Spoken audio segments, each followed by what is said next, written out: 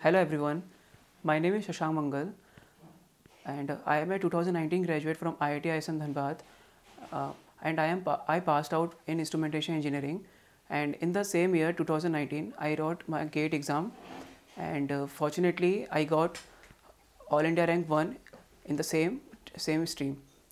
So today I am going to discuss with you my strategy of success. So मैंने third year के starting में gate की preparation start की थी. सो उस समय मुझे लगा कि मुझे प्राइवेट सेक्टर में नहीं जाना है, क्योंकि मैंने अपने सीनियर से बात किया and they told me that the campuses are not good in private sector. So मैंने अपना मन बना लिया था कि मुझे पब्लिक सेक्टर में ही ज्वाइन करना है. सो मैंने उस समय गेट की प्रिपरेशन करना स्टार्ट किया. सो स्टार्टिंग में मैंने रेफरेंस बुक से फॉलो करना शुरू किया.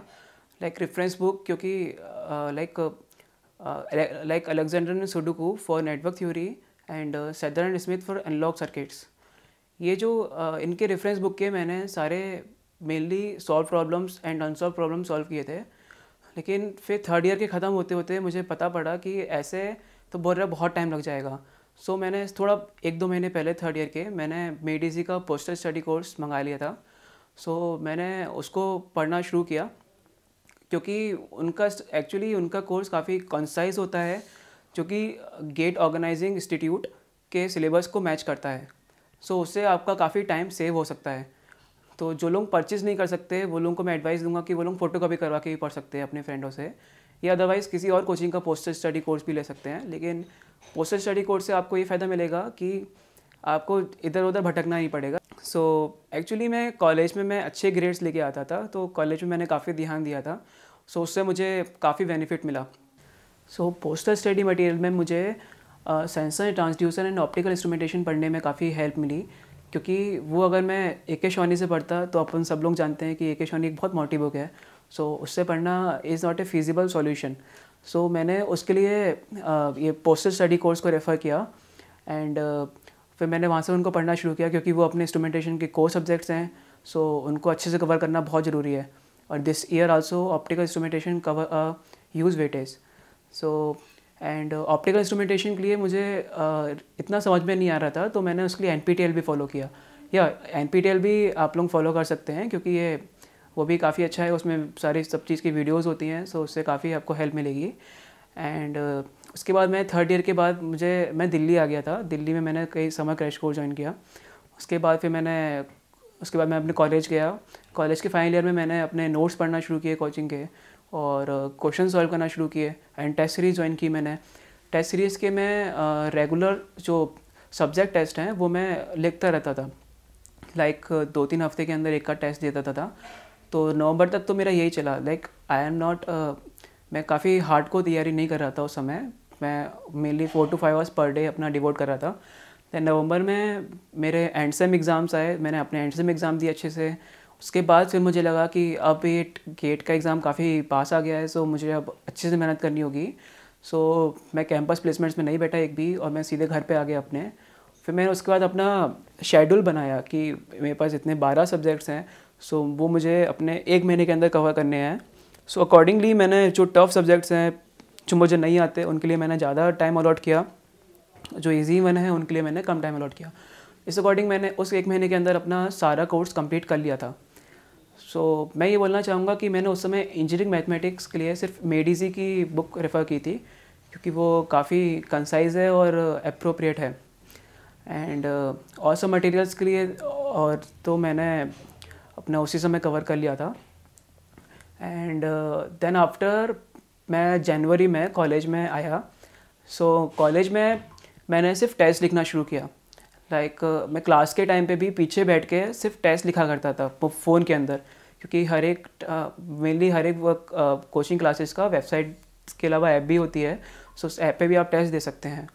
सो मैंने मेरा ये टारगेट रहता था कि दिन के अंदर मैं कम से कम 3 टेस्ट तो फुल लेंथ टेस्ट लिख लूँ, और उनको फिर रियलाइज़ करना भी बहुत ज़रूरी है. जैसे 3 घंटे का टेस्ट के बाद मैं 2 घंटे 1.5-2 घंटे में रियलाइजेशन के लिए देता था, क्योंकि एक्चुअली मेरा टेस्ट में मेरा मेन फोकस ये होता था कि टेस्ट मैं इसलिए लिखूं क्योंकि मुझे कोई एक कॉन्सेप्ट मैंने जो पढ़ा हुआ है उसके बारे में मुझे ये पता पड़ सके कि किस टाइप से क्वेश्चन पूछे जा सकते हैं। सो टेस्ट को आप कभी भी ये मत करो कि टेस्ट में स्कोर नहीं आ रहा है तो मतलब आप गेट में स्कोर नहीं करोगे, ऐसा बिल्कुल नहीं है। टेस्ट में सिर्फ ये सोचो कि ये मैं सिर्फ कॉन्सेप्ट को रिवाइज करने के लिए या फिर कॉन्सेप्ट और इम्प्रूव करने के लिए मैं टेस्ट दे रहा हूँ, क्योंकि टेस्ट दोगे तभी आपको पता पड़ेगा कि गेट में क्या क्या किस टाइप के क्वेश्चंस पूछे जा सकते हैं, तो आपका ब्रेन का सोचने की कैपेसिटी इंक्रीज़ होगी। सो मैंने मेनली टेस्ट दिए और नोट्स के अलावा मैंने प्रैक्टिस क्वेश्चंस भी मैंने काफ़ी किए थे। तो मैंने दिसंबर में प्रैक्टिस क्वेश्चंस कर लिए थे। प्रैक्टिस क्वेश्चंस के लिए मैंने डिफरेंट कोचिंग मटेरियल्स के वॉल्यूम 1 वॉल्यूम 2 और ये सब रेफ़र किया। और पोस्ट मैंने प्रीवियस ईयर क्वेश्चन इंस्ट्रूमेंटेशन के काफ़ी अच्छे से लगाए थे। मैंने actually previous year question instrumentation के और इलेक्ट्रॉनिक्स एंड कम्युनिकेशन के सॉल्व किए थे, क्योंकि कुछ पोर्शन इंस्ट्रूमेंटेशन में अच्छा आता है और कुछ पोर्शन इलेक्ट्रॉनिक्स एंड कम्युनिकेशन में अच्छा आता है। सो मुझे ये था कि मुझे सब कुछ कवर करना है। ये एक्चुअली मेरी स्ट्रेटेजी थी कि मुझे पता था कि अगर अच्छा मार्क्स लेके आना है, if you want to be in top 10 then you can't leave any part of syllabus, you have to cover full syllabus. So like op amp अपने इंस्ट्रूमेंटेशन का अच्छा आता है and BJTs transistors part ECK में काफ़ी अच्छा आता है। सो मैंने दोनों का मटेरियल रेफ़र किया एंड उसके बाद वही जनवरी में तो मैंने सिर्फ टेस्ट लिखे, कंटिन्यूसली टेस्ट लिखता गया और उनको रियलाइज़ करता गया कि मेरी मिस्टेक्स कहाँ हो रही हैं। सो टेस्ट लिखना बहुत ज़रूरी है, उससे पता पड़ेगा कि आप कहाँ मिस्टेक कर रहे हैं और आपके कॉन्सेप्ट्स का आपका सोचने का तरीका बढ़ जाएगा। सो मैं ये बोलना चाहूँगा कि गेट एग्ज़ाम के लिए आपके सारे कॉन्सेप्ट्स क्लियर होने चाहिए। कोई भी एक सब्जेक्ट है उसके ऊपर अगर आपको लगता है कि आपको सारे कॉन्सेप्ट्स क्लियर हैं तो आप डेफिनेटली क्वेश्चंस कर लेंगे, क्योंकि इस साल गेट के एग्ज़ाम में मैंने ये देखा कि मेनली कॉन्सेप्ट बेस्ड क्वेश्चन थे, एक भी कोई लेंथी सॉल्यूशन बेस्ड क्वेश्चन नहीं था। So focus on concepts more. And उसके बाद मैंने जनवरी में मैंने रिवीजन के लिए, आप पूछना चाहेंगे कि शॉर्ट नोट्स मैंने बनाए कि नहीं बनाए। सो शॉर्ट नोट्स एक्चुअली मैं ऐसा कोई शॉर्ट नोट नहीं बनाता था। शॉर्ट नोट मेरे पास वो होते थे कि कुछ पॉइंट्स मुझे समझ में नहीं आ रहा है या फिर I find difficult to learn them, कि कुछ मेमोराइज़ करना पड़ता है। लाइक अबाउट सेंसर ट्रांसड्यूसर, उसमें काफ़ी कुछ मेमोराइज़ करने का है। सो उनके ज़रूर शॉर्ट नोट्स बनाना, क्योंकि उसमें बहुत सारे फॉर्मूलेज हैं। उसमें जैसे अपना प्रेशर ट्रांसमीटर और फ्लूइड मेजरमेंट में काफ़ी फॉर्मूलेज है, तो उनके लिए आपको शॉर्ट नोट बनाना पड़ेगा। तो शॉर्ट नोट्स मेनली अगर फॉर्मूलेज के लिए बनाओ तो काफ़ी अच्छा है। एक्चुअली मेडिसी की इंस्ट्रूमेंटेशन की हैंडबुक भी आती है, उसमें सारे फॉर्मूलेज लिखे रहते हैं। सो वो परचेज़ कर लेना, वो आपके लिए काफ़ी बेनिफिशियल होगी। बहुत से लोग पूछना चाहते होंगे कि मैंने फाइनल ईयर में रहते हुए ये गेट का एग्ज़ाम कैसे क्रैक किया, मेरी क्या और मैंने अपना टाइम कैसे डिवोटेड किया साथ में कॉलेज की पढ़ाई के साथ साथ, और इसमें गेट की प्रिपरेशन के लिए कैसे टाइम डिवोट किया। सो मैं उन लोगों को बताना चाहूँगा कि कॉलेज में मैंने कॉलेज की पढ़ाई सिर्फ आखिरी टाइम पे करता था, उसके अलावा फुल टाइम पे मैं गेट के ऊपर फोकस करता था। एंड मेरे फाइनल ईयर प्रोजेक्ट के लिए जो मेंटर सर थे वो भी उनने बोला कि पहले अच्छे से गेट का एग्ज़ाम लिखो, उसके बाद प्रोजेक्ट पे ध्यान देना। तो मैंने प्रोजेक्ट पे ज़्यादा ध्यान नहीं दिया था, सो इसलिए मुझे काफ़ी टाइम मिल गया था। एंड जो लोग सेल्फ स्टडी कर रहे हैं, मैं उन लोगों को बताना चाहूँगा कि सेल्फ स्टडी करने के लिए क्या है, आपका सारे नोट्स जो भी हैं वो नवंबर फाइनल ईयर में अगर आप प्रिपरेशन कर रहे हैं तो नवंबर से पहले कंप्लीट हो जाना चाहिए। लाइक फॉर एग्जांपल, अगर आपने इतना मोटा कोई नोट बनाया है आपका, सो उसके बाद आपकी स्ट्रैटेजी होगी कि दिसंबर में जो नोट्स हैं उनको रिवीजन करना होगा, क्योंकि आप ज़्यादा चीज़ भूल चुके होंगे। सो नोट्स को रिवीजन करने के साथ आप टेस्ट सीरीज़ भी देना है, तो नोट्स को रिवीजन करने में आप कोशिश कीजिए कि आपको स्टार्टिंग में अगर 3 दिन लग रहे हैं रिवीजन करने में दिसंबर के महीने में, तो धीरे धीरे जनवरी आते आते वो आपका रिवीजन का पार्ट है वो कम होता जाए। लाइक फॉर एग्जांपल, पहले आपको 3 दिन लग रहे थे रिवीजन करने में, तो फिर जनवरी में आपको 1 दिन लगना चाहिए। तो 1 दिन में ऐसे करते करते 12 सब्जेक्ट हैं, तो आप 12 सब्जेक्ट को 12 दिन के अंदर कंप्लीट कर सकते हैं। लाइक एक दिन में अगर आप 5 से 6 घंटे डिवोट करोगे तो आपको एक सब्जेक्ट रिवीजन होना चाहिए जनवरी के महीने में। फिर धीरे धीरे करते करते वो टाइम और कम होना चाहिए, तो धीरे धीरे कम करते करते ऐसा हो जाए कि आप 1 घंटे के अंदर आप पूरा एक नोट आप रिवीजन कर पा रहे हैं। क्योंकि नोट्स रिवीजन करना बहुत ज़रूरी है, क्योंकि गेट कुछ भी पूछ सकता है। कोई गेट का एग्ज़ाम कोई प्रेडिक्टेबल नहीं होता, वो मेनली थ्योरी बेस्ड क्वेश्चन भी पूछ सकता है। सो उसके लिए आपको कुछ चीज़ें याद भी होनी चाहिए। सो मैंने यही स्ट्रेटेजी फॉलो की थी। मेरा ये टारगेट था कि गेट का एग्ज़ाम मेरा 3 फ़ेब को था। So like 31 January and 1 Feb को इन 2 दिनों में मेरा सारा रिवीजन कंप्लीट हो जाना चाहिए। मतलब मुझे नोट्स इतने अच्छे से आ जाने चाहिए कि मैं 2 दिन के अंदर सारा रिवीजन कंप्लीट कर पाऊँ। तो मेरी ये स्ट्रेटजी थी कि नोट्स का मैंने अच्छे से रिवीजन किया। और नोट्स मेकिंग के लिए आप ऑनलाइन बहुत सारे प्लेटफॉर्म्स अवेलेबल हैं, वहाँ से नोट्स मेक कर सकते हैं खुद से, या फिर रेफरेंस बुक से पढ़ के भी आप नोट्स बना सकते हैं। एंड रेफरेंस बुक्स में एक्चुअली मटेरियल बहुत होता है, तो उसका प्रेस्क्राइब्ड पता करने के लिए आप गेट ऑर्गेनाइजिंग इंस्टीट्यूट की वेबसाइट पर जाके सिलेबस एकदम पता करिए, उसके टॉपिक्स हैं वो पता करिए क्या क्या पढ़ना होगा। देन उसके नोट्स बनाइए, उसके क्वेश्चंस को प्रैक्टिस करना शुरू कीजिए उस चीज़ के ऊपर। और टेस्ट सीरीज़ लिखिए, टेस्ट सीरीज़ में उस क्वेश्चंस के ऊपर काफ़ी डिफरेंट टाइप के पैटर्न्स आपको मिल जाएंगे। तो हर एक चीज़ को रियलाइज़ करो।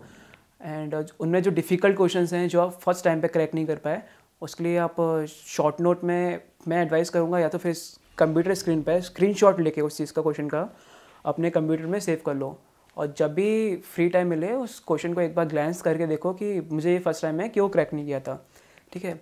और एक्यूरेसी की बात की जाए तो यार एक्यूरेसी के लिए कोशिश करो कि तुम्हारी गलती क्यों हो रही है, कोई गलती नहीं होनी चाहिए। एग्ज़ाम टाइम पे एकदम फोकस रह के पेपर दो। और मेनली आखिरी के जो आप ऑनलाइन मॉक टेस्ट देंगे, जो आखिरी के जो गेट के मॉक टेस्ट होते हैं वो मैटर करता है। जो आप दोगे लाइक 15 जन के बाद ही देना चाहिए वो चीज़, 15 जन से 3 फेब के पहले। सो उसमें आपका स्कोर मैटर करता है।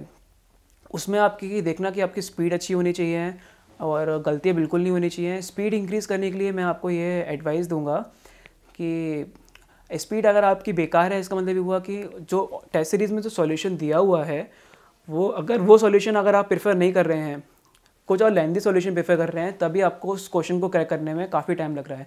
सो मैं एडवाइस दूंगा कि अपनी गलतियों को सुधारो, टेस्ट सीरीज़ के सॉल्यूशंस को देखो, अच्छे से रियलाइज़ करो। या कुछ क्वेश्चंस बहुत डिफ़िकल्ट होते हैं, उनको सॉल्यूशन पढ़ने के बाद भी समझ में नहीं आते हैं, सो उनको मेमोराइज़ भी थोड़ा थोड़ा करो कि अगर गेट में इस टाइप के क्वेश्चंस को आएगा कॉन्सेप्ट तो मैं सीधे क्रैक कर पाऊँ। उससे आपको कॉन्फिडेंस मिलेगा कि मुझे काफ़ी सारी चीज़ें ऑलरेडी आती हैं।